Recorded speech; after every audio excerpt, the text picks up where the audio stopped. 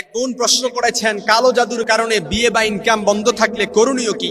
এই জাদু কিভাবে করা হয়, এর থেকে বাঁচার উপায় কি? যে বোনটি প্রশ্ন করেছেন অত্যন্ত গুরুত্বপূর্ণ প্রশ্ন।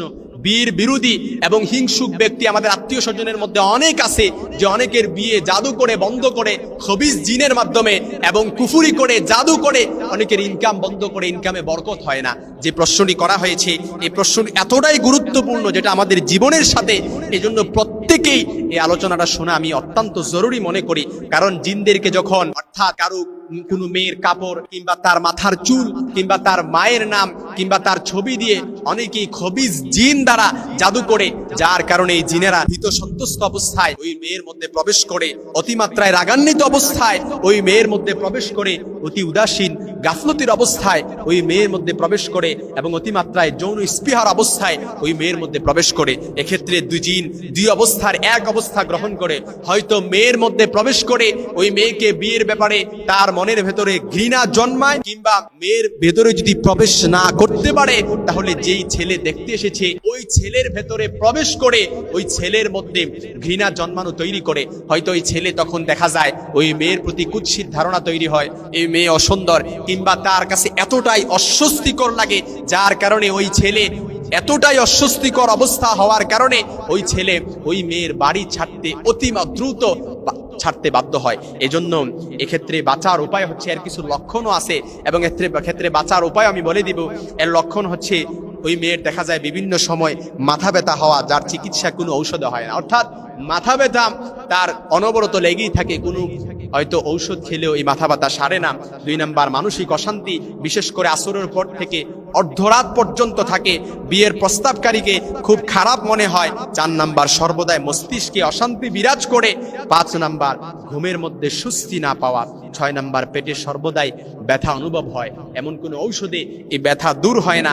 7 নাম্বার, পিঠের নিম্নাংশের জোড়ে ব্যথা অনুভব হয়। এ ধরনের জাদু যখন করা হয় কোনো মহিলাকে কিংবা কোনো মেয়েকে কিংবা কোনো ছেলেকে, ইনকাম বন্ধের জন্য কালো জাদু করা হয়, কিংবা বিয়ে বন্ধের জন্য কোনো মেয়েকে কালো জাদু করা হয়, এর থেকে বাঁচার উপায় হচ্ছে আয়াতুল কুরসি বেশি বেশি করে তেলাওয়াত করা, কিংবা আয়াতুল কুরসির ক্যাসেট চালু করে ঘরের মধ্যে রাখা, কিংবা যে রোগীকে এই কালো জাদু করা হয় কিংবা যেই ছেলেকে কালো জাদু করা হয়, অবশ্যই ওই ছেলে ফজরের নামাজের পর 100 বার পড়বে লা ইলাহা ইল্লাল্লাহু ওয়াহদাহু লা শারীকা লাহু লাহুল মুলকু ওয়া লাহুল হামদু ইউহয়ী ওয়া ইউমীতু ওয়া হুয়া আলা কুল্লি শাইইন কাদির।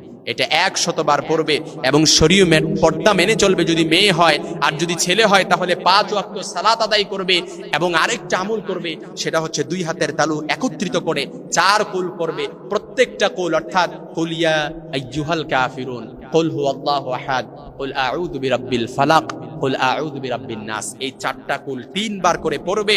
2 হাতের তালু একত্রিত করে ফু দিবে, পুরো শরীরটা মাসে করে দিবে প্রত্যেক ফজরের পরে এবং মাগরিবের পরে। যখন এই আমল করবে, কোনো জিন, কোনো ব্ল্যাক ম্যাজিক, কোনো দুষ্টু জিন শয়তান কোনো কিছুই ওই ছেলে কিংবা মেয়েকে অ্যাটাক করতে পারবে না। আমাদের সমাজে শুনতে খারাপ লাগলেও এই বিলিভ দ্যাট, এটা বিশ্বাস করতে হবে। অনেক পরিবারের মধ্যে, আত্মীয় স্বজনের মধ্যে অনেকে এমন আছে, খবিজ জিন দ্বারা কবিরাজের মাধ্যমে অনেক ব্যক্তিকে আক্রোশ করে, আক্রমণ করে। এটা অনেকে বিশ্বাস করতে চায় না, কিন্তু যে ভুক্তভোগী সে ছাড়া এটা কেউ বুঝবে না। অনেক মেয়ে আমাদের কাছে ফোন করে, 28 বছর 30 বছর হয়ে গেছে, এখনো বিয়ের ব্যবস্থা হচ্ছে না। পাত্রপক্ষ যখন এসে দেখে সব কিছু ঠিকঠাক, কিন্তু পরক্ষণে হঠাৎ করে ওই ছেলে বলে, আর ছেলে বিয়েটা ভেঙে দেয়, অর্থাৎ ওই মেয়েকে আর ভালো লাগে না, কোনো একটা রিজন দেখিয়ে ওই মেয়ের বিয়েটা ভেঙে দেয়। তখন ওই মেয়ের জন্য এটা যে কতটা কষ্টকর, এটা যে কতটা লজ্জাস্কর বিষয়, এটা ভুক্তভোগী মেয়ে ছাড়া কেউ বুঝতে পারে না। অনেক ছেলের ইনকাম বন্ধ হয়ে যায়, দেখা যায় একটা সময় ভালো চাকরি করতো, কিন্তু এখন আর চাকরির ব্যবস্থা ভালো হচ্ছে না, ইনকাম বন্ধ হয়ে গেছে। এরকম নানা কারগুজারি আমি আপনাদেরকে হয়তো শোনাতে পারবো। এরকম বহু ঘটনা আমাদের কাছে জানা আছে। এই জন্য এই জাদু থেকে বাঁচার জন্য অবশ্যই সকাল সন্ধ্যা 4 কুল পড়ে 2 হাতের তালু একত্রিত করে মাসে করে পুরো শরীরটা ফু দিয়ে দিবেন। আয়াতুল কুরসি পড়বেন, সূরা বাকারার শেষ 2 আয়াত তেলাওয়াত করবেন। এমনকি যদি সম্ভব হয় ফজরের পর 100 বার পড়বেন লা ইলাহা ইল্লাল্লাহু ওয়াহদাহু লা শারীকা লাহুল মুলকু ওয়া লাহুল হামদু ইউহয়ী ওয়া ইউমীতু ওয়া হুয়া আলা কুল্লি শাইইন কাদির। এটা পড়বেন 100 বার। ইনশাআল্লাহ জাদু টুনাবান, ব্ল্যাক ম্যাজিক, সেহের সব কিছু থেকে আল্লাহ তাআলা আপনাদেরকে হেফাজত করবেন।